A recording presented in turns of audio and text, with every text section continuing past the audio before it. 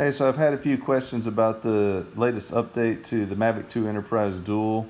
First of all, thank you to DJI for coming out with this update. It really does expand the capabilities as far as providing information, I should say instantaneous information from this small thermal sensor suite so that you can really know what's going on and make it easier to fly, especially indoors or really outdoors or anytime that there's any kind of ambient light. All right, so first thing you'll need to do before we do anything is just make sure you have the right versions, and the app is going to be that 150 and the aircraft version is going to be the 0520.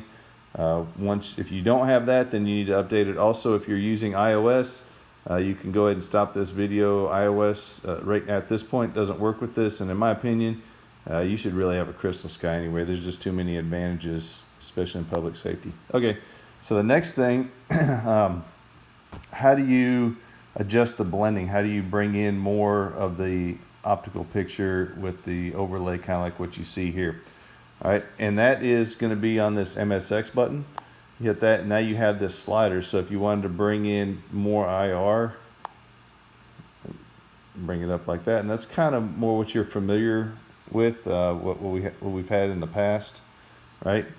And now, and then if you need to bring in more visible, you just bring that slider down kind of to where it was, and again, that's probably what I would want to look at. And then also, if you want to go full visible, you just hit the button down on the bottom. Now you're full visible. If you want to go full IR, you can hit the button at the top. Now you're full IR. All right. And then again, if you wanted to start adjusting it and a blending, which you almost certainly will, you just adjust it to what your preference is, to where you can see what's being what you need to within your thermal range, and also not. Now the other thing you want to know is well, why are you being detected like that, and so on and so forth. The other thing you'll want to know is this little button right over here, and that will bring up your isotherm. So as you can see, I have it turned on.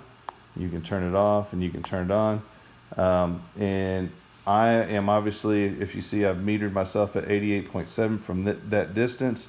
I am obviously within that range on the isotherm, so I am being shown there in the orange and the pinks, and the rest of everything else is not.